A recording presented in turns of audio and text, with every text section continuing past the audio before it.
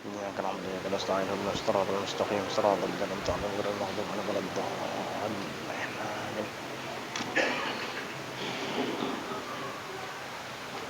بسم الله الرحمن الرحيم.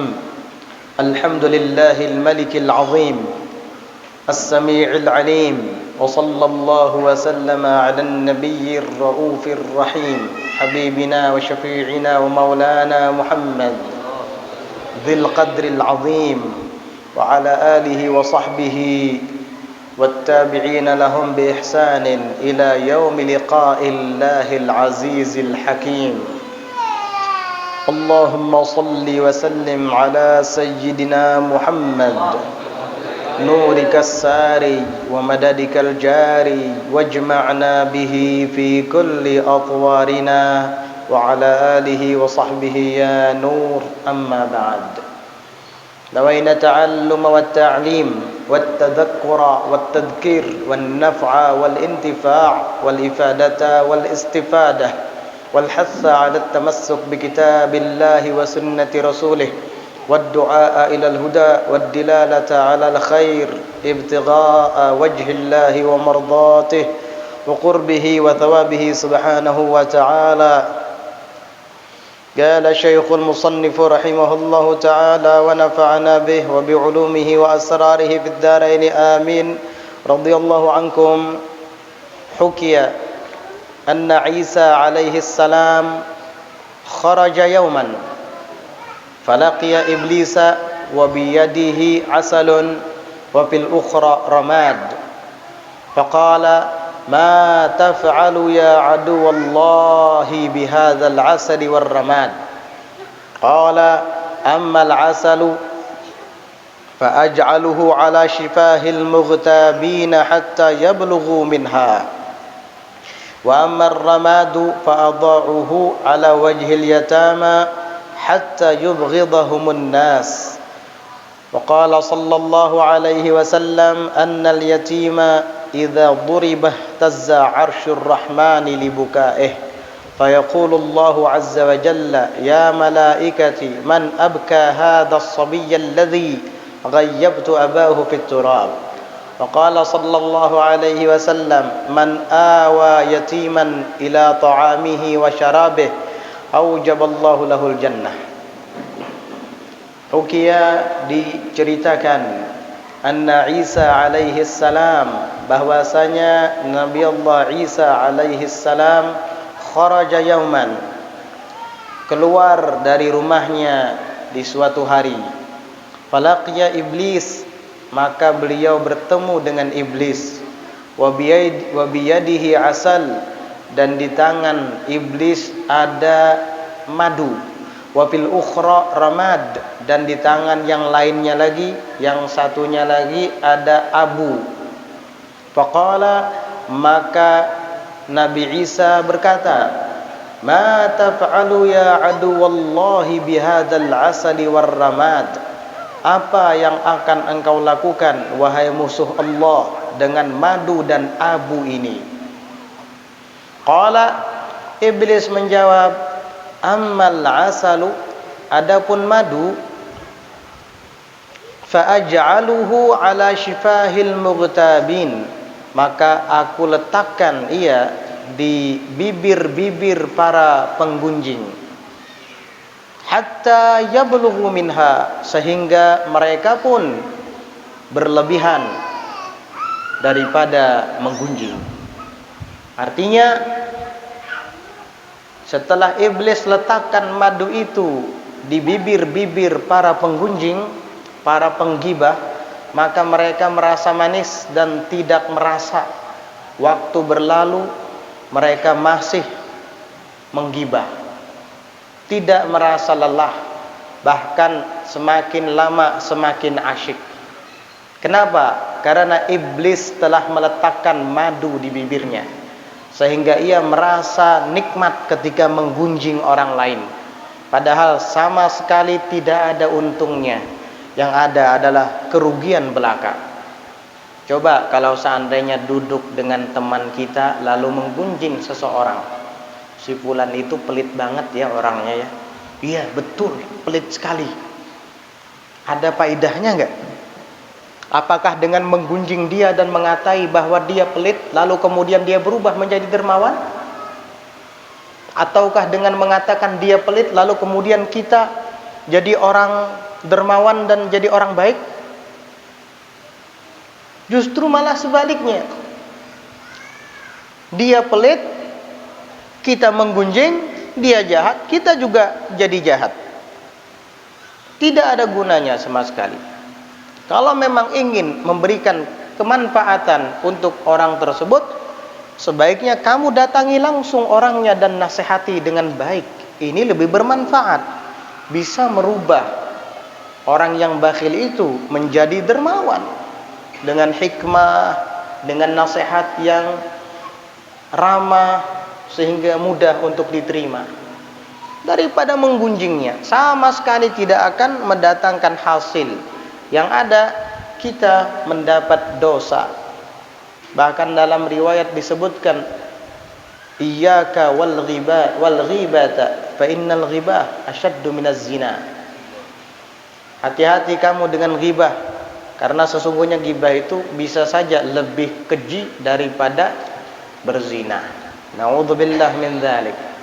Orang itu kalau sudah membicarakan keaiban orang lain, dia sudah merasa nikmat, asyik, sehingga akan menjadi panjang pembicaraan. Padahal beliau tadinya hanya sekedar ingin mampir iseng-iseng saja. Ya, dia datang dari pasar, bawa sayuran, bawa ikan, mau dimasak di rumah. Ada temannya duduk di teras rumah, mampir dia di sana, iseng-iseng saja, sekedar basa-basi lah. Tapi kalau sudah yang dibuka itu bab ghibah, yang tadinya niatnya paling semenit 2 menit, itu jadi 1 sampai 2 jam bahkan lebih, dia tidak merasa asyik udah. Babnya nanti merambat ke situ kemari. Dari mengatakan si fulan itu orangnya pelit, ya iya. Ada pelit aja Bang Ikam. Penyarikan dia pulang. Iya benar. Udah dari bab pelit sampai bab penyarikan. Nanti berubah lagi tuh babnya, dari penyarikan sampai kepada bab macam-macam lah. Ya, penyinggungan kah pulang? Ya amai, maka penyinggungan benar pulang. Jar. Datang seekong yang napa nih? Coba Ikam duduk ke sini. Udah rame itu. Jadi berjam-jam akhirnya. Gara-gara apa? Menggunjing. Kenapa? Karena iblis telah meletakkan madu di bibir mereka, sehingga mereka merasa manis ketika mengungkit dan mengupat keaiban orang lain. Padahal itu dosa besar. Na'udzubillah. Apalagi di dalam sebuah riwayat disebutkan, jika seseorang menggunjing saudaranya muslim, maka seluruh kebaikannya akan diserahkan kepada orang yang digunjingnya tadi. Oleh karenanya Abdullah ibn al-Mubarak mengatakan, "Lau kuntu mughtaban ahada laghtabtu walidayya li'annahuma ahaqqu bihasanati." Jikalau memang harus aku ini menggunjing seseorang, tentu yang akan aku gunjing adalah ibu dan bapakku sendiri.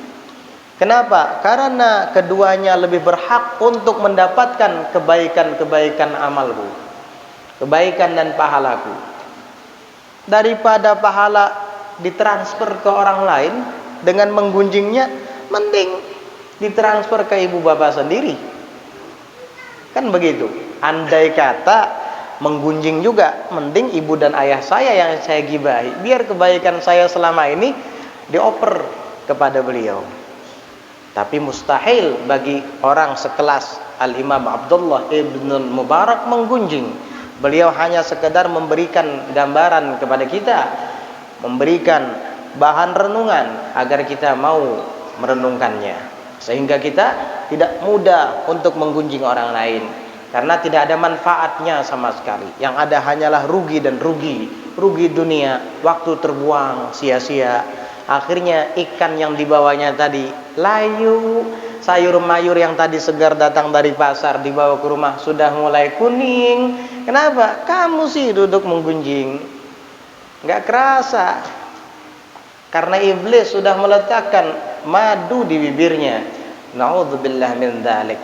Wa ammar ramadu, dan adapun abu, kata iblis, fa'adha'uhu ala wajhil yatama, maka aku letakkan abu itu di wajah-wajah anak yatim.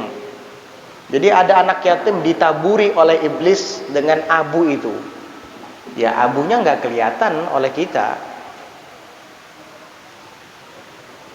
Hatta yubghidahumun nas, sehingga mereka anak yatim itu dibenci oleh kebanyakan manusia, tidak disenangi oleh mereka. Kenapa?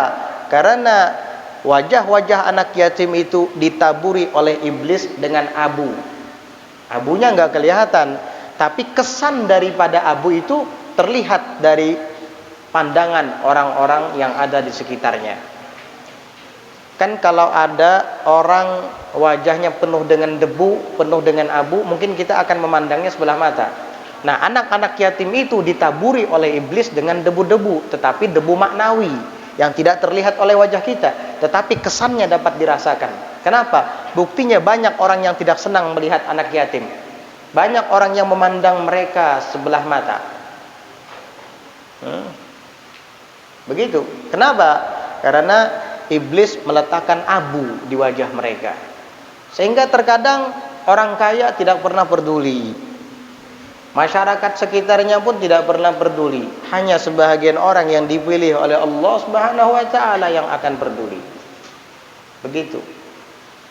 Faqala sallallahu alaihi wasallam, dan bersabda Rasulullah sallallahu alaihi wasallam, annal yatima idza duribah tazza 'arsyur rahmani libuka'ih, bahwasanya anak yatim apabila dipukul maka akan goncang arsy Allah yang Maha Rahman, yang Maha Pengasih. Kenapa? Libukaih, karena tangisannya. Anak yatim apabila dipukul lalu menangis, goncang arsy Allah Subhanahu wa taala, pertanda Allah murka. Fayaqulullahu azza wa jalla, maka Allah Subhanahu wa taala kemudian berfirman, ya malaikati, wahai malaikat-malaikatku, man abka hadzal sabiyya alladhi ghayyabtu abahu fit turab, siapa gerangan yang membuat anak ini menangis yang ayahnya telah aku tenggelamkan di tanah, maksudnya aku hilangkan di dalam tanah. Siapa yang tega menyakitinya? Ayahnya sudah kuambil nyawanya dan sekarang dikubur di dalam tanah. Kenapa masih ada yang sampai hati untuk memukulnya sampai menangis? Itu murka Allah Ta'ala sampai arsy menjadi goncang. Oleh karenanya, anak yatim yang ada di sekitar kita jangan disakiti, sayangi. Siapa sih anak yatim itu? Anak yatim adalah anak kecil yang ditinggal wafat oleh ayahnya atau ayah dan ibunya sekaligus, dan dia masih belum baligh, belum dewasa. Maka semua warga yang ada di kampung itu wajib hukumnya untuk memperhatikan anak yatim tersebut setelah para keluarga anak yatim itu sendiri. Paham? La yutma ba'dal bulugh. Nabi mengatakan tidak ada istilah yatim setelah balik. Kalau sudah dewasa baru dia bisa hidup mandiri dan bekerja sendiri, sudah lepas kewajiban daripada masyarakat sekitar. Tetapi tetap dididik dan dilajari. Begitu. Bagaimana cara bekerja, bagaimana cara mencari nafkah. Karena tidak ada yang mengajarinya. Orang tuanya sudah wafat semua. Namun kalau dia sudah dewasa, sudah rasyid, sudah paham dan pandai, bisa bekerja sendiri, bisa mandiri, maka sudah lepas kewajiban dari masyarakat sekitar. Ini kadangkala ada yang sudah tua, sudah punya anak, bahkan sudah punya cucu, minta jatah sumbangan. Kenapa, Pak? Saya anak yatim. Anak yatimnya sudah kadaluarsa, Pak. Iya, pengen dapat sumbangan juga. Alasan anak yatim sudah ubanan ini. Paham? La yutma ba'dal bulugh, tidak ada lagi istilah yatim setelah balik. Paham? Pahalanya apa? Kalau kita memungut anak yatim, Rasulullah sallallahu alaihi wasallam bersabda, "Man awa yatiman ila ta'amihi wa syarabih." Barang siapa yang menampung anak yatim dan dia biarkan untuk memakan makanannya serta minumannya di rumah, aujaballahu lahul jannah, maka Allah akan mewajibkan baginya surga. Jadi itu fadilatnya. Jangan anggap sepele. Cuman kadang kita tidak pernah menaruh perhatian, tidak pernah peduli. Kenapa? Karena iblis menaburkan debu di wajah-wajah mereka, sehingga pandangan iba itu terhijab dari orang-orang yang sudah dikuasai oleh hawa nafsu, sudah dikuasai oleh kekuasaan dan dunia, sehingga dia tidak pernah memandang mereka, tidak pernah peduli dengan mereka, hanya memikirkan pribadinya sendiri. Na'udzubillah. Wa fi Raudhatil Ulama'i, dan disebutkan di dalam kitab Raudhatul Ulama, kana Ibrahim alaihi salam, adalah Nabi Allah Ibrahim alaihi salam, idza arada an ya'kula ta'aman, apabila beliau ingin menyantap makanan, masyal mila wal milain, beliau berjalan dengan jarak 1 mil atau 2 mil, yatlubu may ya'kulu ma'ahu, beliau mencari-cari orang yang mau ikut makan bersamanya. Itu kebiasaan Nabi Ibrahim. Kalau lagi sedang akan menyantap hidangan makan, beliau nggak mau sendirian. Beliau pergi cari-cari teman supaya ikut makan bareng bersamanya. Subhanallah. Kalau dulu mungkin berjalan-jalan 1 mil, 2 mil untuk nyari teman makan. Sekarang kan ada HP. Tinggal telepon. Nang, di mana? Lagi santai no. Oh, sini kita makan bareng. Nah, kan enak gitu. Ya, atau SMS, hauran kah? Gak ada bang, nah. Kena, datanglah jam 1 makan siang bareng di rumah. Nah, begitu. Nabi Ibrahim begitu kebiasaannya. Beliau itu tidak mau makan sendirian, selalu saja dicari orang-orang yang akan makan bersamanya, terutama orang-orang yang fakir dan miskin. Makanya Nabi Allah Ibrahim itu diberi julukan Abud Difan. Abud Difan, bapaknya tamu. Abud Difan, bapaknya tamu. Karena beliau memang suka untuk mencari tamu supaya dijamu di rumahnya, dimuliakan di rumahnya. Luar biasa. Pernah suatu ketika, karena beliau ini terkenal orangnya dermawan dan suka memberi makan kepada tamu-tamunya, tiba-tiba datang orang kafir ingin minta dijamu di rumahnya. Pas Nabi Ibrahim tahu ini orang kafir, ditolak sama Nabi Ibrahim. Mohon maaf, saya tidak akan pernah memberikan makan kepada orang yang tidak percaya dengan Tuhan saya.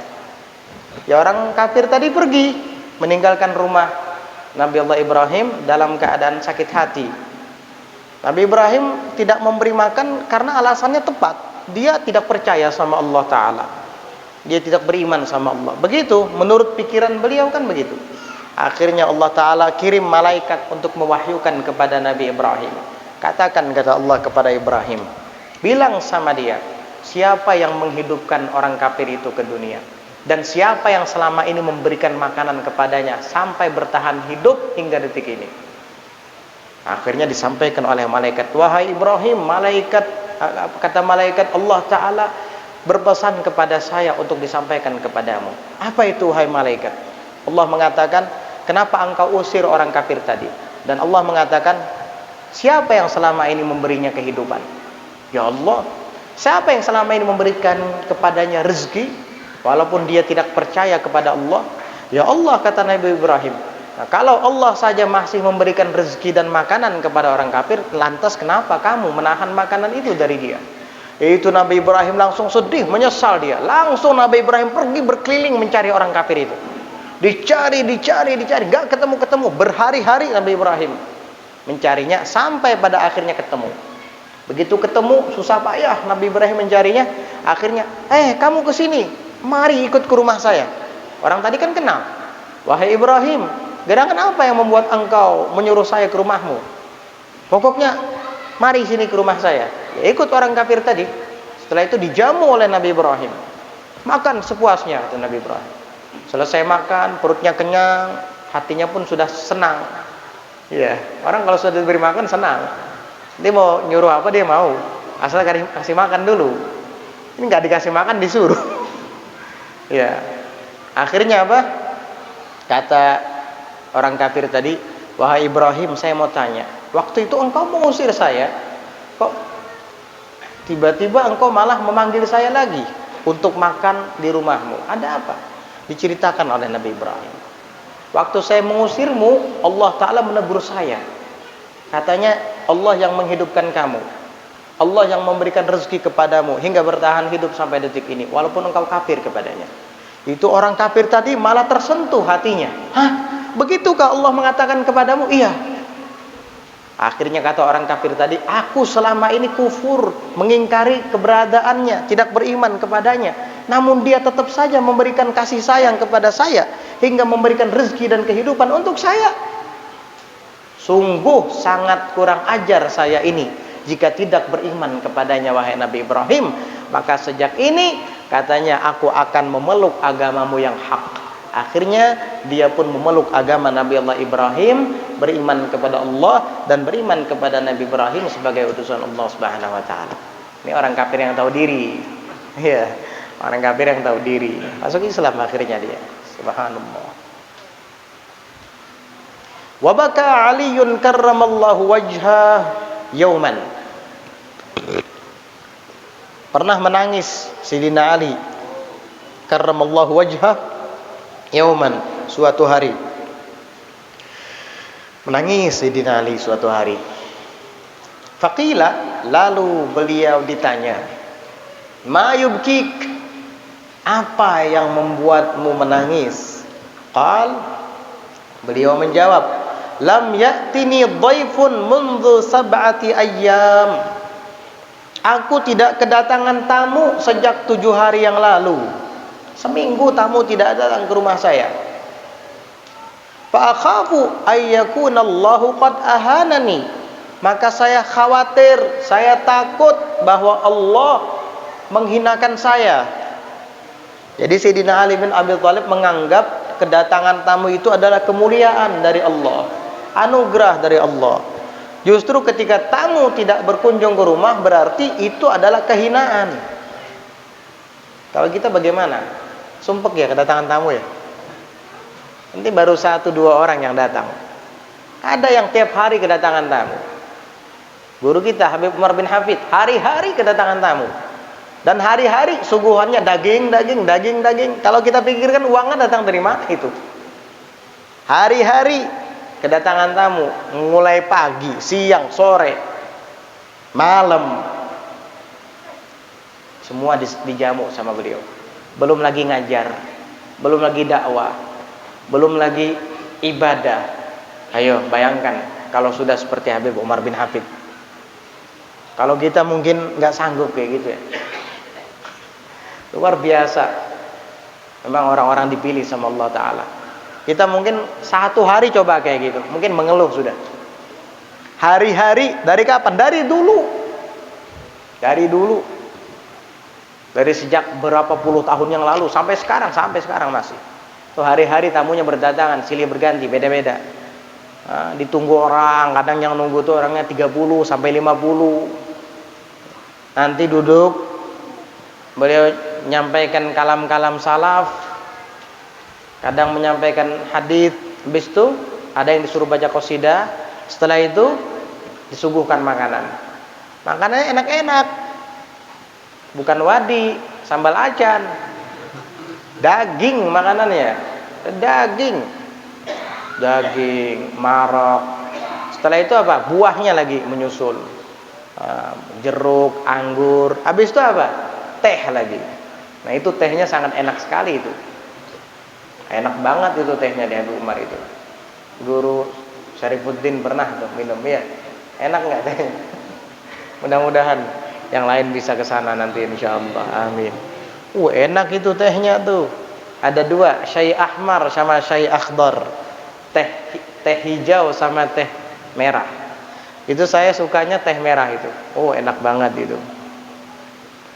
Jadi saya kalau sudah selesai makan di rumah Habib Umar itu, pas pembagian teh itu, saya lihat dari jauh, wah ada teh nih. Nah saya milih yang merah itu. Ada lagi yang hijau, dua tehnya, hijau sama merah. Enak banget itu. Subhanallah, hari-hari begitu. Habib Umar. Kadang beliau dalam keadaan sakit, makanya berat ya untuk seperti beliau, luar biasa. Karena apa kok bisa menghadapi seperti itu? Karena rahmah di dalam hatinya. Karena sifat kasih sayang itulah beliau sanggup untuk melakukan itu. Sayang, belas kasihan yang meliputi hati beliau, sehingga beliau tidak jenuh dan tidak bosan, tidak pernah mengeluh. Subhanallah. Wa qala Rasulullah sallallahu alaihi wasallam, dan bersabda Rasulullah sallallahu alaihi wasallam, man at'ama ja'ian, barang siapa yang memberi makan orang yang kelaparan, yuridu bihi wajhallahi, dia menghendaki dengan memberi makan tadi kepada orang yang kelaparan, wajhallah, akan wajahnya Allah, ridhonya Allah, wajabat lahul jannah, wajib baginya surga. Ini adalah ladang amal bagi kita di dunia, memberi makan orang yang kelaparan. Apalagi akhir-akhir ini saudara kita muslimin muslimat sedang ditimpa musibah banjir. Berikan santunan kepada mereka, berikan makanan kepada mereka. Itu orang-orang tua yang digendong karena banjir, itu sama seperti orang tua kita di rumah. Kasihan mereka. Anak-anak kecil ya yang masih digendong oleh ibu dan bapaknya, itu seperti anak-anak kita di rumah juga. Rasa tidak selera ya kalau ingat mereka itu pas kita menghadapi makanan itu. Teringat mereka, gimana rasanya ya. Kita enak sekarang ini makan luar biasa. Coba kalau kita seperti mereka, kasihan. Ada yang terjebak banjir, mau pergi meninggalkan rumah nggak bisa karena air di mana-mana. Mau masak makanannya nggak ada, larut semua. Ada juga beras, kompornya nggak ada. Ayo, bagaimana ini? Orang ingin ke sana juga bingung, aksesnya nggak bisa sampai ke sana. Ditambah air yang arusnya itu sangat keras dan kuat. Kemudian jalanan, jembatan banyak yang putus. Subhanallah. Iya, kasihan. Jadi kita harus merasakan seperti apa yang mereka rasakan. Kita harus turut prihatin. Karena luka mereka adalah luka kita juga. Kesengsaraan mereka juga adalah kesengsaraan mereka. Kesengsaraan mereka adalah kesengsaraan kita. Ya. Mudah-mudahan Allah angkat musibah dan ujian ini dari mereka semua dan dari kita bersama. Amin, Allahumma amin. Itu yang menyumbang makanan ikhlas karena Allah, wajabat lahul jannah, wajib baginya surga. Itu di dalam hadits man at'ama ja'ian, barang siapa yang memberi makan satu orang yang lapar, satu orang saja. Bagaimana kalau yang diberi makan itu banyak orangnya? Waman mana'at ta'ama, sebaliknya barang siapa yang mencegah makanan, menghalangi makanan, anil ja'i', daripada orang yang kelaparan, mana'allahu anhu fadlahu, maka Allah akan menghalanginya daripada karunia-Nya yaumal qiyamati, kelak di hari kiamat, wa 'adzabahu finnar, dan Allah akan mengadabnya di dalam siksa api neraka. Na'udzubillah. Wa qala Rasulullah sallallahu alaihi wasallam, dan bersabda Rasulullah sallallahu alaihi wasallam, as-sakhiyyu qaribun minallah, orang dermawan itu dekat dari Allah. Qaribun minal jannah, dekat dengan syurga. Qaribun minan nas, dekat dengan manusia. Senang semua orang kepada orang yang dermawan. Allah senang, surga senang dan menanti-nantikan kedatangannya. Manusia yang ada di sekitarnya juga ikut senang dengannya. Keberadaannya itu dinanti-nantikan oleh masyarakat. Siapa? Dialah orang yang dermawan. Ba'idun minan nar, jauh daripada neraka. Wal bakhilu, sebaliknya orang yang pelit, orang yang kikir, ba'idun minallah, jauh dari Allah. Ba'idun minal jannah, jauh dari surga. Ba'idun minan nas, jauh dari manusia. Orang enggak ada yang senang sama dia. Pelitnya, naudzubillah. Qaribun minan nar, dan dekat daripada neraka. Waliyadzubillah. Wa qala sallallahu alaihi wasallam, dan bersabda Rasulullah sallallahu alaihi wasallam, al jahilu sakhiyu ahabbu ila Allah minal abidil bakhil. Orang yang jahil tapi dia dermawan, orang yang jahil, pemurah, dermawan, ahabbu ila Allah, lebih disukai kepada Allah, minal abidil bakhil, daripada ahli ibadah yang pelit. Rukuk, sujud, puasa, tahajud, semua dilakukan, tapi dia enggak pernah mendermakan sebagian hartanya kepada orang-orang yang memerlukan. Ini dibandingkan dengan orang bodoh tapi dia dermawan, lebih penting orang yang bodoh dermawan tadi daripada dia. Na'udzubillah. Apalagi kalau seandainya dia alim dermawan lagi. Ya Allah, sempurna itu. Wa qala sallallahu alaihi wasallam, dan bersabda Rasulullah sallallahu alaihi wasallam, idza kana yaumul qiyamah, apabila kelak terjadi hari kiamat, yadkhulul jannata arba'atun bighairi hisabin, akan masuk surga 4 orang tanpa dihisab. Ini 4 orang ini masuk surga tanpa dihisab nih, kelak di hari kiamat. Siapa dia? Al-alimul ladzi ya'malu bi'ilmih, orang alim yang mengamalkan ilmunya. Ini masuk surga enggak usah dihisab, ilmunya diamalkan. Iya, apanya yang mau dihisab? Dia tahu sholat wajib, dia amalkan.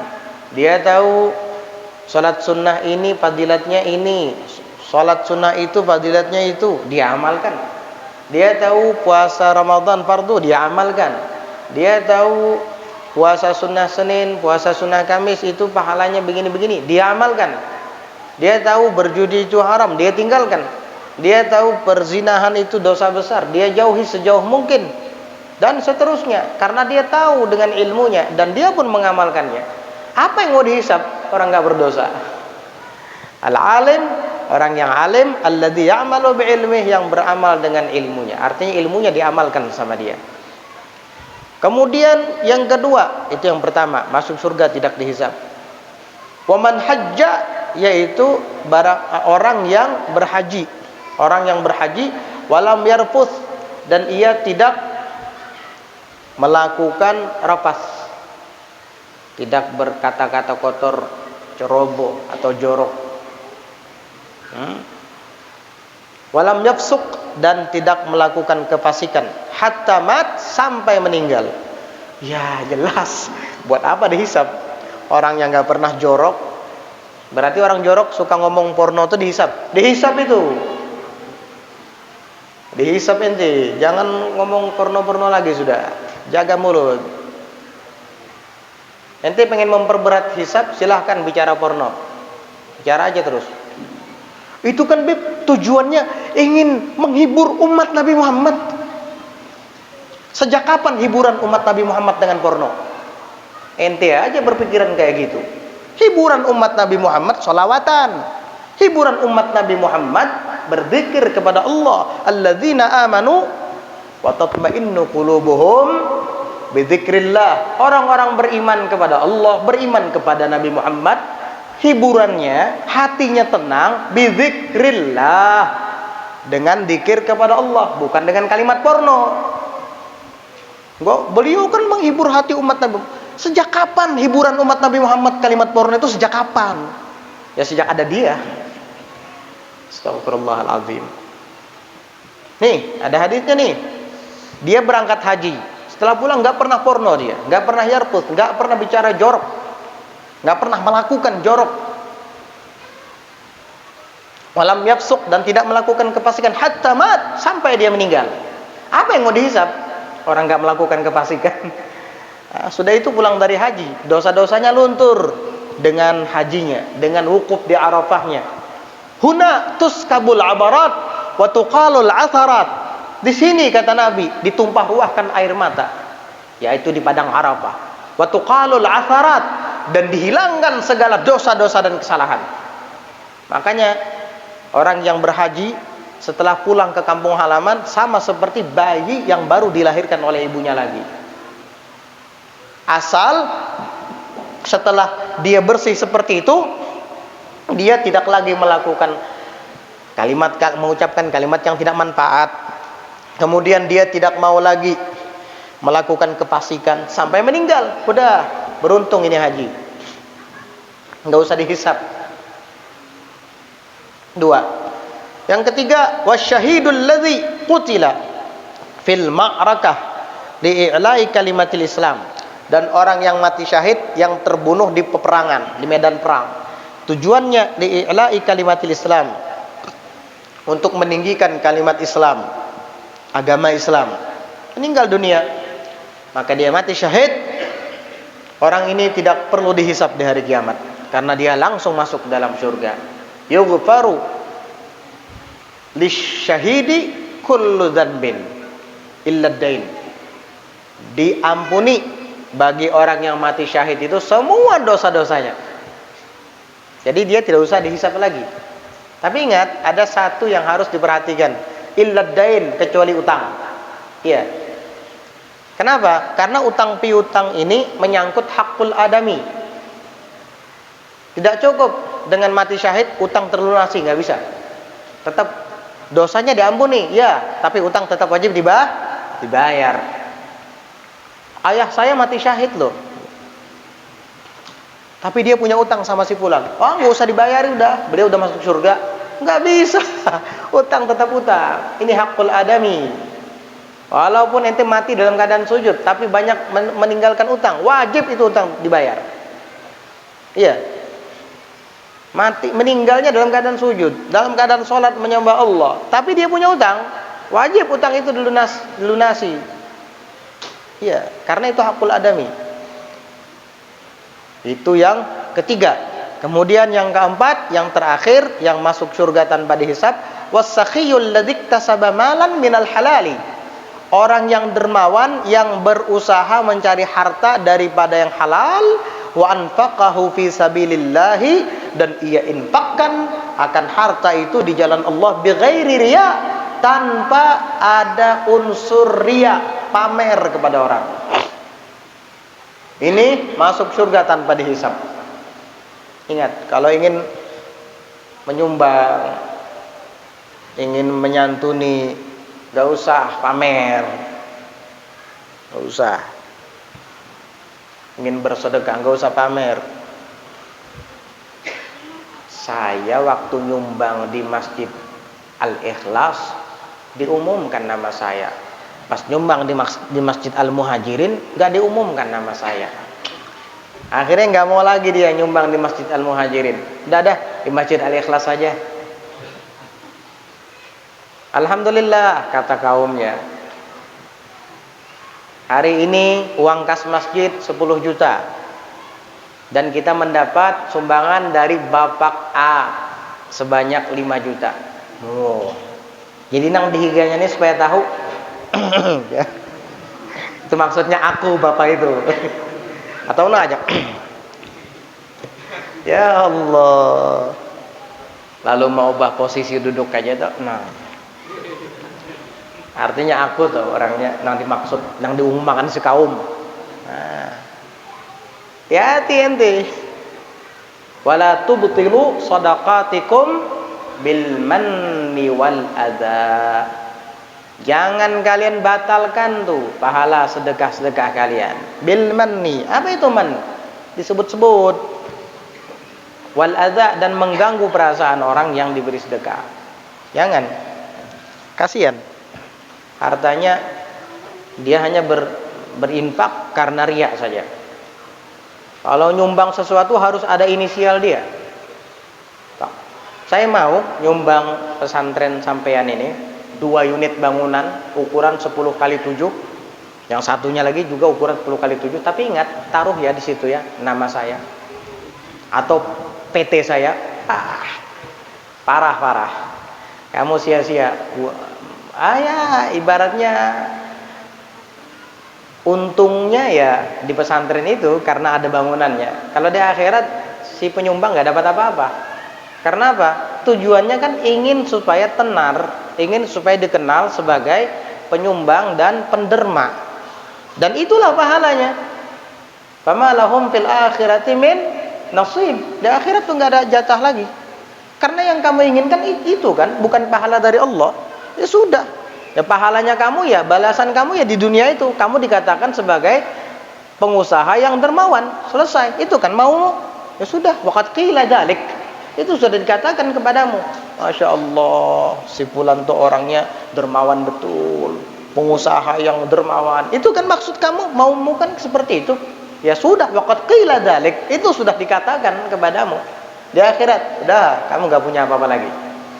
Na'udzubillah. Jadi orang yang mendermakan hartanya, pemurah, tapi tanpa ada unsur riya. Ini juga termasuk 4 orang yang masuk surga tanpa dihisab. Fahaulai, maka mereka itu yunazi'u ba'duhum ba'dha, saling berlomba-lomba satu sama lain, ayyuhum yadkhulul jannata awwalan.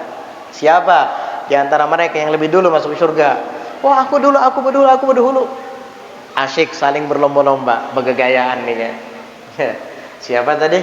Yang pertama tadi orang yang alim dan mengamalkan ilmunya. Orang yang pergi haji, setelah itu dia tidak jorok dan tidak melakukan kefasikan. Orang yang mati syahid, yang memang niatnya untuk membela agama, untuk menegakkan agama Islam. Dan yang keempat, orang yang berinfak di jalan Allah tanpa ada unsur riya di dalam hatinya, tidak menginginkan ketenaran, tidak. Memang karena Allah, maka mereka nanti saling berlomba-lomba untuk memasuki surga. Ana yang lebih dulu, ana yang lebih dulu, sambil bergagayaan, sambil bersenda gurau. Wa an Ibnu Abbasin qal, diriwayatkan daripada Abdullah bin Abbas radhiyallahu anhu qal, beliau mengatakan, qala Rasulullah sallallahu alaihi wasallam, Rasulullah sallallahu alaihi wasallam bersabda, innalillahi ibadan yakhtassuhum bin ni'ami.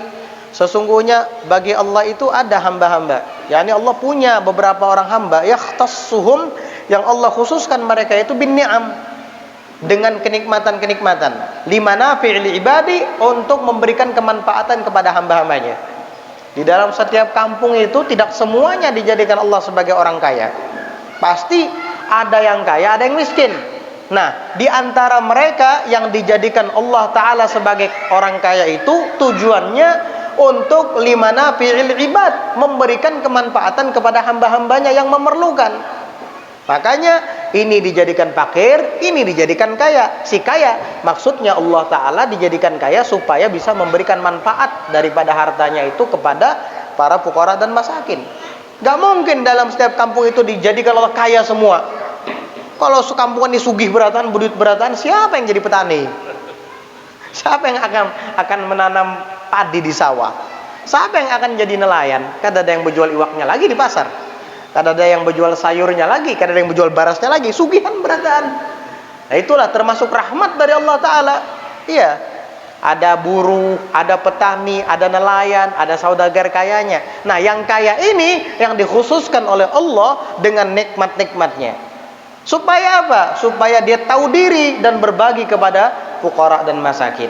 Begitu semestinya. Faman bakhila bitilkal manafi'i 'alal ibadi, maka barang siapa yang bakhil, kikir dengan kemanfaatan-kemanfaatan itu 'alal ibad, atas hamba Allah, dia tidak mau berbagi kepada hamba-hamba Allah, naqalahallahu, maka Allah tidak segan-segan untuk memindahkan kenikmatan-kenikmatannya tadi anhu, darinya, wa hawwalaha, dan mengalihkannya ila ghairihi, kepada orang lain. Oh, ya Allah Ta'ala sudah 5 tahun, 7 tahun kunyamani, sampai 10 tahun kunyamani, kakak itu jadinya kada mau berbagi, udah ya Allah Ta'ala bangkrut ikam. Akhirnya penghasilannya menurun. Karyawannya kada kawa digaji lagi, udah ikam di rumah makan aja sudah. Akhirnya apa? Hilang gaweannya, bubar sudah. Ente nggak mau berbagi waktu masih jaya-jayanya dulu. Ya. Mushola Al-Hidayah mau mengadakan peringatan Hari Besar Islam, mengajukan proposal ke perusahaannya. Lambat cairnya. 2 minggu baru cair. Sekali cair 300.000. Gilir, minta stempel. Minta stempel dia bilang, cair 300.000 karena memadai. Giliran tahun barunya dia atau ulang tahun perusahaannya, sekian miliar habis. Giliran ulang tahun lahirnya Nabi Muhammad SAW, 300.000 cairnya, minta stempel aja boleh. 2 minggu hanya cair, itu kan diusul terus. Kasih itu kemarin kayak apa sedekah, kayak apa pas datang dalam amplop 300.000. Lapah mau bumi. Ya Allah, pantas merosot, karyawan dirumahkan bangkrut. Ya begitu jadinya. Dipindah sama Allah kepada yang lain yang siap untuk mengemban amanat ini dan membagikan kemanfaatan hartanya kepada fuqara dan masakin tadi. Waqala Rasulullah sallallahu alaihi wasallam, dan bersabda Rasulullah sallallahu alaihi wasallam, as-sakha'u syajaratun min syajaril jannah. Kedermawanan itu sebenarnya adalah, jadi ada di antara pohon surga itu namanya as-sakha, dermawan. Aghsanuha, ranting-rantingnya, mutadalliyatun ilal ardh, itu mengarah ke bawah, ke bumi. Jadi ranting-rantingnya itu mengarah turun rendah ke bumi. Faman akhadha bi ghusnin minha, maka barang siapa yang memegang satu ranting daripada pohon kedermawanan itu yang ada di surga, qadahu dzarikal ghusnu ilal jannah, maka ranting pohon yang di surga yang mengarah turun ke bumi tadi nanti akan membawanya masuk ke dalam surga. Apakah ranting itu tadi? As-sakha, kedermawanan itu. Jadi ada pohonnya di surga, rantingnya mengarah ke bahagian bawah bumi ini. Kemudian orang-orang yang dermawan itu berarti telah berpegang di ranting itu, dan ranting ini nanti akan membawanya naik ke surga. Jadilah orang dermawan. Tidak ada sejarahnya orang dermawan itu melarat, nggak ada. Justru tambah sukses. Ya. Sebaliknya orang yang pelit tidak mau berbagi, sangat banyak riwayatnya. Bangkrut, jatuh miskin, dibinasakan. Korun itu dah kaya sekali itu. Rumahnya itu emas semua. Harta kekayaannya tidak bisa dihitung, tidak bisa dinilai dari saking mahalnya itu. Sampai kunci rumahnya itu ada yang meriwayatkan dibawa orang 7 dan dari emas. Jadi kalau dia pergi, prajuritnya bawa kunci rumah, dibawa begini. Jadi kata orang, Korun, rumahmu udah dikunci belum? Udah, tuh kuncinya. Orang 7 yang bawa emas. Subhanallah. Kira-kira kita dapat bayangkan, ada nggak orang di zaman kita sekaya si Korun itu, yang kunci rumahnya dibawa 7 orang itu? Nggak ada. Sugihan ulun bipe, Korun kada bisi motor Hummer, ulun bisi motor Hummer. Nggak ada motor Hummer sih di zaman itu. Coba kalau ada, udah dibeli sama Korun. Ya, begitu. Tapi apa? Fakhasabna bihi wa bidarihil ardh. Maka kami tenggelamkan dia dan rumah dan isinya ke dalam tanah. Iya. Di zaman Nabi Musa itu di Mesir sana. Yang akhirnya amun menabuk tanah dapat harta karun gitu. Kalau karunnya di Mesir sana sudah. Tahambur rupanya lah. Nabuk tanah, harta karun. Sampai ada Kalung orang, rantai orang gugur, harta karun juga. Dapat rezeki jir. Kata kawa, kada boleh. Ya, kalau ketemu kalung orang, HP orang, anting orang, jangan diambil untuk dimiliki, nggak boleh. Mau kada diambil hilang bibe. Asal jangan kamu yang nyuri. Tapi Allah nak mengambil boleh? Boleh, kamu mengambilnya. Tapi lit ta'rif, untuk mengenalkannya, nggak apa-apa. Tapi kalau untuk memiliki belum bisa. Terus apa? Kamu ambil itu disebut dengan luqatah kalau dalam ilmu fikih. Kamu ambil itu emas, silahkan. Untuk apa? Untuk kamu kenalkan. Maksudnya kamu umumkan. Siapa yang merasa kehilangan emas, kabari saya. Setiap hari itu diumumkan sampai 1 minggu. Gak ada juga yang datang ke rumah. Umumkan lagi itu setiap minggu, seminggu. Gak ada juga. Mengumumkannya di tempat umum juga, jangan di hutan, gak ada yang denger. Ya, di tempat umum juga diumumkan, tempat terbuka. Ya. Kalau toh misalkan ada yang datang, hati-hati dulu. Makanya kamu tidak boleh menyebutkan secara spesifik, ya, secara khusus dan detail sifat-sifat barang yang hilang itu nggak boleh. Kamu harus menyebutkan sebahagian sifatnya saja. Kalau disebutkan tanggalnya sekian, gugurnya, emasnya berat sekian gram, bentuknya, ya banyak yang ngaku nanti. Apalagi masalah musim-musim pandemi, kada ada gawian, banyak pecundangnya, banyak penipunya nanti. Jadi sedikit saja sebahagian dari sifatnya. Nanti kan ada yang datang, Mas, kebetulan saya hilang emas, Mas. Oh ya gitu. Kapan kamu hilangnya? Ya kira-kira seminggu yang lalu lah. Oh bukan, ini emas sudah hilang, sudah sebulan lewat. Udah, lain berarti. Ada juga, Mas, saya ada kehilangan barang berharga, emas. Oh iya, kapan hilang? Seminggu yang lalu. Rupanya gini ngasih tahu ke kawannya itu mungkin. Sekongkol dia, biar dapat emasnya. Oh iya. Apa emas yang hilang itu? Cincin, kalung, atau anting? Cincin. Oh maaf, bukan. Ini bukan cincin. Bohong berarti. Ntar lapor lagi sama temannya tuh. Bukan cincin, bilang kalung. Seminggu yang lalu. Apa yang hilang? Kalung. Pas nih kalung. Ya. Berapa gram? 10 gram. Oh bukan.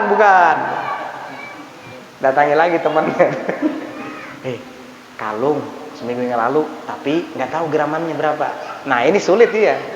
Sulit akhirnya ya. Sulit. Makanya kita harus arif, bijak. Lalu kemudian sampai 1 tahun dengan cara seperti itu nggak ada yang ngaku, kamu boleh memilikinya, kamu boleh menjualnya, kamu boleh mengambil uang hasil jualannya, dan kamu boleh membelanjakannya kemanapun. Tapi ingat, jika beberapa tahun kemudian ternyata pemilik yang sebenarnya datang dan menyebutkan sesuai dengan barang yang hilang dia miliki itu, ya kamu wajib mengembalikan uang itu. Tapi jarang ya, kalau sudah setahun kamu perkenalkan, tidak ada juga yang mengklaim milik kamu itu. Ya tadi konsekuensinya, setelah beberapa waktu ada yang mengklaim ternyata benar, kamu harus mengembalikannya. Paham gitu. Kalau nggak ada juga, ya rezeki kamu, baru rezeki nomplok namanya. Ini baru, ada emas, langsung dijual. Rezeki nomplok, bukan rezeki nomplok, milik orang itu. Paham? Kias benda berharga lainnya, HP, dompet, apa aja, iya nggak boleh sembarangan. Jadi orang yang mendermakan hartanya itu nggak ada sejarahnya jadi miskin. Justru orang yang pelit banyak sengsara, celaka, jatuh miskin itu banyak sejarahnya. Saya pernah dengar dulu Al Habib Jindan itu pernah cerita. Kata Habib Jindan, kakek saya Habib Salim bin Ahmad bin Jindan itu pernah mengatakan, orang yang bersedekah tidak akan pernah jatuh miskin. Kalau ada orang yang bersedekah ikhlas karena Allah lalu miskin, kencingi saya, kata Habib Salim bin Jindan. Sampai begitu, kencingi saya, kata beliau. Jadi jangan takut miskin. Dan kalau saya meninggal dunia, kata Habib Salim bin Jindan, kakeknya Habib Jindan, kalau saya meninggal dunia, ada orang bersedekah lalu melarat, kencingi kubur saya, kata beliau. Subhanallah. Maksudnya meyakinkan kepada kita bahwa harta yang disedekahkan itu tidak akan pernah berkurang. Bal yazdad, bertambah dan bertambah. Jangan takut miskin, gak ada sejarahnya. Orang yang dermawan jadi miskin tuh nggak ada. Wan Jabirin radhiyallahu anhu, dan daripada Jabir radhiyallahu anhu qol, dia mengatakan, qila ya Rasulullah, ditanya, wahai Rasulullah, ayyul a'mali afdal, amal-amal mana yang paling afdal? Qala, Nabi menjawab, as-sabru was-samaha, itu penyabar dan pemaaf. Itu adalah amal yang paling afdal, penyabar dan pemaaf. Jadi orang sabar, jadi orang pemaaf, jadi orang dermawan. Itulah sifat para walinya Allah Subhanahu wa taala. Wali tidak ada yang pelit. Wali pasti dermawan. Wali itu penyabar, tidak ada yang mudah untuk terprovokasi atau terpengaruh oleh rasa amarahnya. Dan wali itu pemaaf. Warawal Muqaddamu Ibnu Shuraih an abihi. Al-Muqaddam bin Shuraih meriwayatkan daripada ayahnya, an jaddihi, dari kakeknya. Qala, kakeknya mengatakan, qultu ya Rasulullah, aku pernah mengatakan kepada Rasulullah, ya Rasulullah, wahai Rasulullah, dullani, tunjukkan kepada saya, ala amalin yudkhilunil jannah, atas amalan yang akan memasukkanku ke dalam surga. Qala, Nabi menjawab, inna min mujibatil maghfirati, sesungguhnya termasuk daripada yang mewajibkan seseorang mendapat ampunan, badlat ta'ami, menyerahkan makanan, mengerahkan makanan, menyumbang makanan, wa ifsya'as salami, dan menyebarluaskan salam, wa husnal kalam, dan perkataan yang indah. Ini 3 hal termasuk yang dapat mewajibkan kita mendapatkan ampunan, yaitu akan mendapat surga. Karena surga itu tempat orang-orang yang diampuni oleh Allah Subhanahu wa taala. Jadi tadi badlut ta'am, memberikan makanan, menyumbangkan makanan, ifsya'as salam, menyebarluaskan salam, ketemu sama orang, assalamualaikum, assalamualaikum, begitu. Mau kamu kenal ataupun tidak kenal, yang penting dia muslim, ucapkan salam kepadanya. Wa husnal kalam, dan perkataan yang indah. Jangan kasar sama orang, bicara yang baik-baik. Itu termasuk sebab mendapatkannya ampunan dari Allah dan masuk ke dalam surganya kelak. Al-babu tasi'a asyar, bab yang ke-19, fi bayanil khusyu'i fis shalah, pada menjelaskan kekhusyuan di dalam salat. Wallahu a'lam bissawab. Tapi kalau berdusta kayak ini Bang, ya. Tang di mana pian Bang? Tang begawi. Padahal tang wedah bini anum. Itu lain lagi kisahnya itu. Assalamualaikum Waalaikumsalam. Mudahan pian sehat selalu dan panjang umur, amin. Anak betakun, 2 pertanyaan. Apa hukum percaya mitos masyarakat? Misalnya mempercayai akan mendapat banyak hutang jika kita sering bergendang di meja maupun di tempat yang lainnya. Ujar orang Banjar, begendang menyaruh hutang. Bagaimana cara dan penjelasan membenci akhlak orang yang masih bermaksiat? Nah, jadi begendang menyaruh hutang, ya nggak ada haditsnya, yaitu mungkin siasat orang dulu untuk menasihati anaknya. Ya, orang dulu tuh pinter-pinter, mereka pakai bahasa siasat. Kenapa? Karena memang tidak etis, tidak pas bergendang di meja. Ngulung-ngulung, ada apa? Meja bukan gendang. Meja buat naruh buku, buat naruh sesuatu yang memang layak ditaruh di atasnya. Bukan untuk digendang. Kamu sama saja menempatkan sesuatu bukan pada tempatnya. Akhirnya orang dahulu itu menegur anaknya, jangan begendang di meja, tetap aja begendang. Pas disambat, jangan begendang di meja, menyaruh utang, ampiham. Jangan tahu utang. Ya orang tahu utang aja itu. Sama lawan tidur dalam keadaan tiarap, bertiharap. Itu makruh. Makruh memang. Tidurnya setan begitu. Bertiharap. Ya kalau diurut lain lagi ya. Ini tidur bertiharap, kayak ente juga sambil main HP. Akhirnya ketiduran betulan. Itu tidur makruh, tidurnya setan begitu, iblis. Nah, orang tua dulu ngasih tahu sama anaknya, jangan tidur tiarap. Tetap aja nurut si anak. Akhirnya kata ibunya, ikam kalau guring bati harap sama lo mendoakan kawitan mati. Nah, nya sayang lawan kawitan. Ya nang kada hakun bati harap guring. Nah, itu siasat tuh. Memang ada hukum syariatnya. Kayak tadi kan makruh, kayak begendang tadi menempatkan sesuatu bukan pada tempatnya itu zalim. Wad'u kulli syai'in fi ghairi mahallih. Kemudian ada lagi mitos lain seperti duduk di muhara lawang. Ya. Apalagi bebinian begini. Jangan duduk di muhara lawang. Kamu lambat belaki. Ada niemnya. Pacangan bujang tuha. Apa bujang lapuk kah? Kasihan jadi bujang lapuk, bujang tuha. Nang ada wani amun dipadakan makruh. Biarnya makruh aja juga kada haram. Ya kayak itu aja menjawabnya. Tapi mun sudah dipadahi, kamu duduk di muhara lawang tuh, nang lakian lambat kena bebini. Nang bebinian lambat belaki. Iya, sudah tuh. Langsung sampai jauh tuh. Itu siasat orang bahari, pintar orang bahari itu dulu.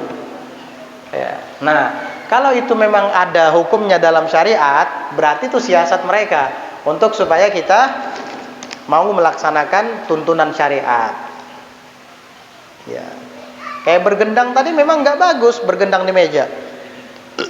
Meja bukan untuk digendang soalnya. Celana inti bikin topi bagus nggak?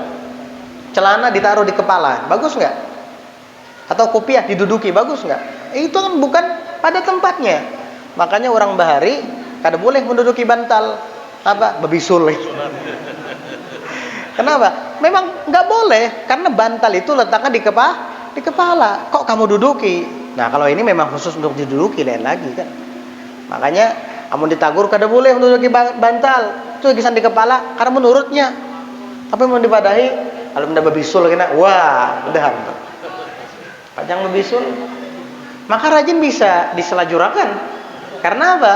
Karena i'tiqadnya begitu, keyakinannya begitu. Ana 'inda dhanni 'abdi bi. Kata Allah, aku tergantung keyakinan hambaku kepadaku. Karena dia yakin bebisul, dasar bebisul. Kemudian yang kedua, bagaimana cara dan penjelasan membenci akhlak orang yang masih bermaksiat? Ya, yang kita benci bagus akhlaknya, perbuatannya, bukan orangnya.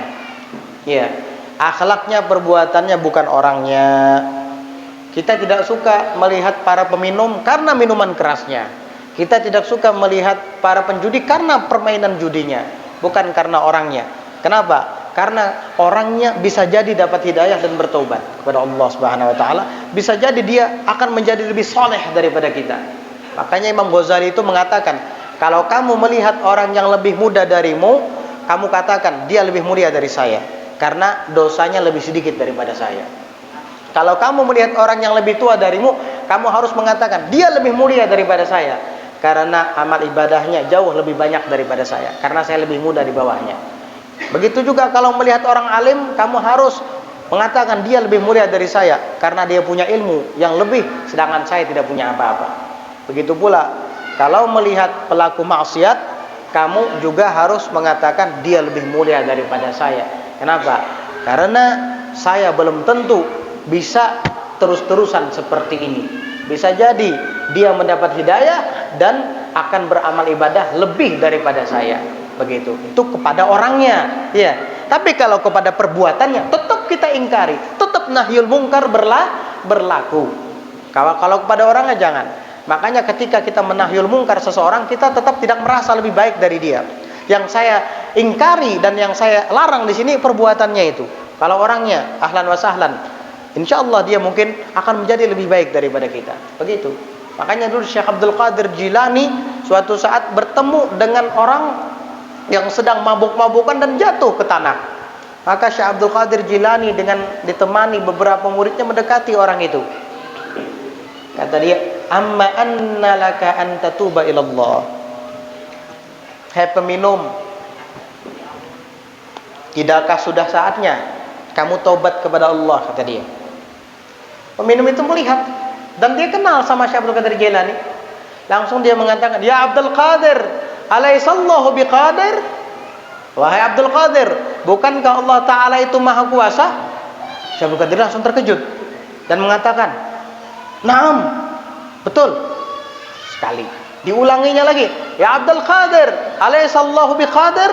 Wahai Abdul Qadir, bukankah Allah Maha Kuasa? Tambah kaget Syekh Abdul Qadir. Naam, iya, gemetar tubuhnya. Diulanginya lagi, ya Abdul Qadir, yang ketiga kali, alaihissallahu biqadir, bukankah Allah Ta'ala Maha Kuasa? Naam, kata Syekh Abdul Qadir Jailani.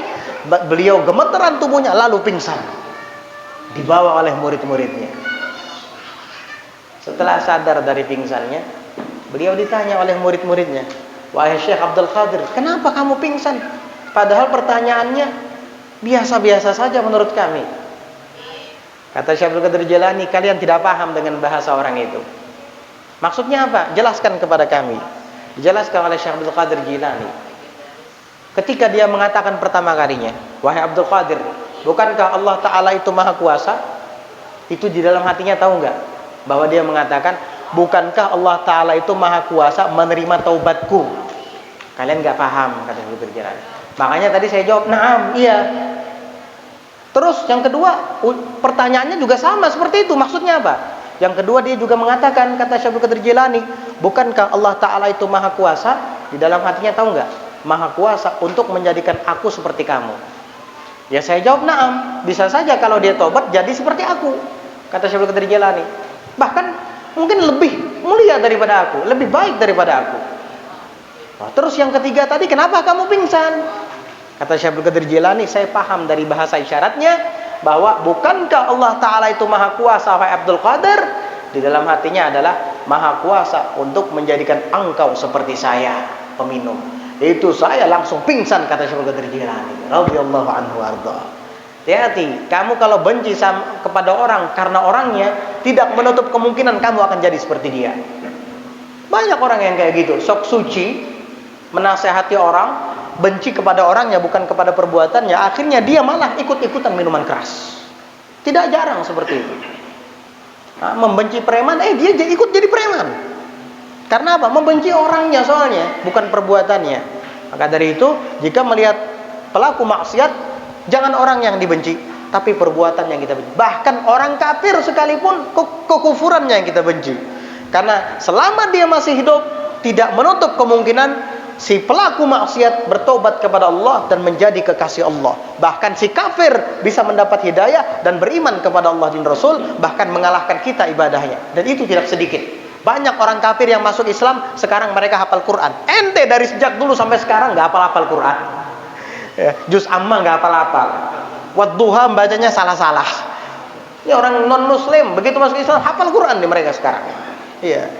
Makanya kita jangan membenci zatnya, tapi benci perilakunya. Kecuali si pelaku maksiat tadi sudah meninggal dan tidak bertobat-tobat, sama si kafir tadi sudah mati dan tidak bertobat-tobat. Nah itu mungkinlah, berarti Allah Ta'ala memang sudah menghendaki takdirnya menjadi orang jahat. Tetapi ya kalau ada pembicaraan lain, buat apa membicarakan itu? Kan begitu. Masih ada yang lebih bermanfaat. Wallahu a'lam bissawab. Mudah-mudahan terjawab. Malam ini agak sedikit larut karena kita menghabiskan bab, ya. Kita habiskan babnya supaya nanti di pertemuan yang akan datang kita akan membaca bab baru lagi. Mudah-mudahan Allah Subhanahu wa taala senantiasa selalu merahmati kita dan menurunkan ampunan dan ridhonya untuk kita. Juga mengangkat bala bencana, terutama bencana dan musibah banjir dari saudara kita muslimin muslimat yang saat ini ditimpa oleh musibah banjir tersebut. Juga musibah gempa bumi yang ada di daerah Mamuju, Sulawesi. Ya, mudah-mudahan Allah angkat daripada segala bentuk bala bencana tersebut, daripada tanah longsor, daripada banjir bandang, tsunami, dan gunung meletus atau musibah lain-lainnya. Amin Allahumma amin. Ala hadhihi niyyah wa ala kulli niyyatin salihatin jami'atin syamilah li khairatid dunya wal akhirah wa ila hadratin nabi Muhammadin sallallahu alaihi wa ala alihi wa sahbihi wasallam. Al-Fatihah.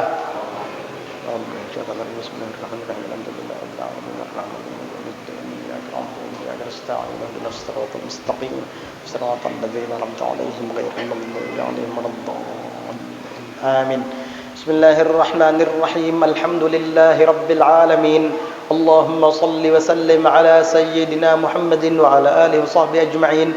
Rabbana anfa'na bima 'allamtana, Rabbana 'allimna alladhi yanfa'una, Rabbana faqihna wa faqih ahlana, وقرابة لنا في ديننا مع أهل القدر أنثى وذكر ربنا وفقهم لما ترتضي قولا وفعلا كرما وارزق الكل حلالا دائما وأخل أتقياء علماء نحظى بالخير ونكفى كل شر ربنا واصلح لنا كل شؤون وأقر بالرضا منك العيون واقض عنا ربنا كل الديون قبل أن تأتينا رسل المنون واغفر واستر أنت أكرم من ستر وصلاة الله تغشى المصطفى من إلى الحق دعانا والوفاء بكتاب فيه للناس شفاء وعلى الآل الكرام الشرفاء وعلى الصحب المصابيح الغرر اللهم اهدنا بهداك واجعلنا ممن يسارع في رضاك ولا تولنا وليا سواك ولا تجعلنا ممن خالف أمرك وعصاك وصلى الله على سيدنا محمد النبي الأمي وعلى آله وصحبه وسلم سبحان ربك رب العزة عما يصفون وسلام على المرسلين والحمد لله رب العالمين.